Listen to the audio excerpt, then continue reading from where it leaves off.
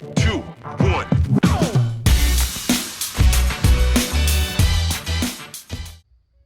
Let's go over week 3 and 4, day 2. Here we have 2 circuits, each made up of 3 moves. You're going to do each of the moves for the allocated time or reps.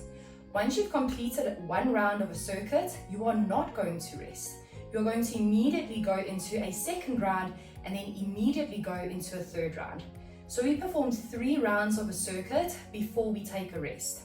Once you've completed circuit 1, you can rest for a minute and then move on to circuit 2 and do the same thing. 3 rounds with no rest. Let's go over our moves in the first circuit. We're going to start off with 60 seconds of butt kicks. This is a high intensity, high impact exercise. We can either place our hands behind our hips, kicking our heel to our hands in an alternating fashion, or to increase the intensity, we can bring our arms into the movement with the butt kick. For a low impact alternative, if jumping for you is something you need to avoid, maybe you've got an injury, maybe you're recovering from some kind of pain, we're going to do the step butt kick where we step and pull. We incorporate our arms so that we're still keeping that intensity high, even though we're getting in at a low impact. We do this for 60 seconds. After the butt kick, we go into the sumo squat. In the sumo squat, we want our feet to be wider than shoulder width or at shoulder width. So if you look at the width of your shoulders, make sure that your heels are lining up around that width or slightly outside of it. We also ensure that our toes are turning out at an angle. From here, we're going to hinge at the hips while bending at the knees to push back into and down for a squat. Return back up, squeezing through your glutes.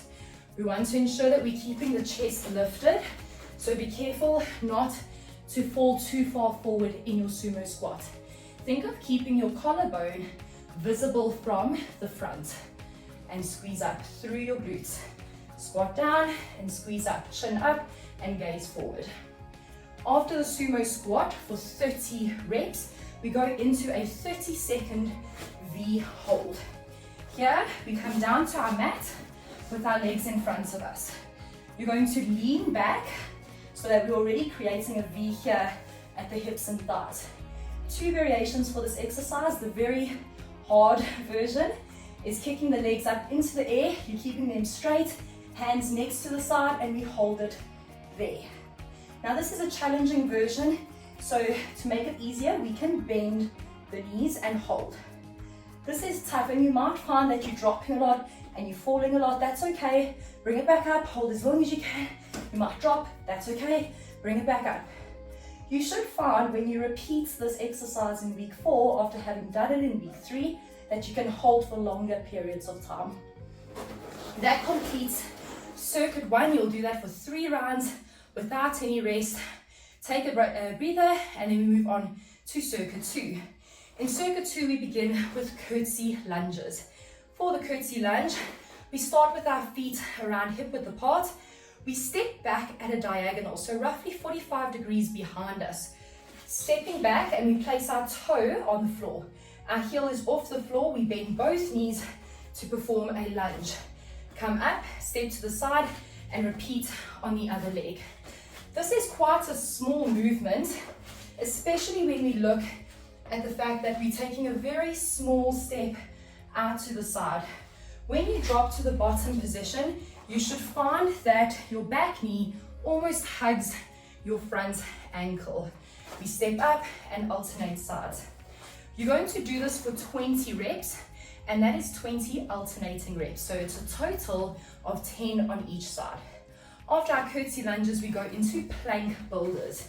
Here we're going to come onto our hands in a high plank position. We drop down onto our one forearm, we follow with the other, then we come to our hand and push ourselves up. That counts as 1 rep. Down, 2 reps. Down, 3 reps. Now you can make this easier by coming onto your knees. Same thing.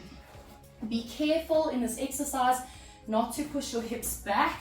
We want to ensure that our shoulders line up over our forearms and hands. So at the top position, your shoulders should line up directly over your hand. This will help to draw your hips forward. In this exercise, lead half of the reps with one arm. Halfway through, ensure that you're swapping arms so that we aren't creating any imbalances. 10 reps, so 5 on each side. We then finish off with our skaters. In our skaters, we're going to take a step behind us with one foot. So you take one leg, bring it back behind. We're going to drop the same arm as that leg to the toe. Come up, jump to the side, and touch down on the other toe. Now, if your balance is good, you can allow your back leg to float in the air. If you're struggling with balance, tap the foot down just to help stabilize you. And for low impact, it's the same thing. We just remove the jump component. You're going to do that for 20 reps. Here, I want you to do 1 rep is both sides. That's 1, that's 2, that's 3. And you're going to go for 20 reps. Repeat for 3 rounds to complete your day 2, week 3 and 4 workout.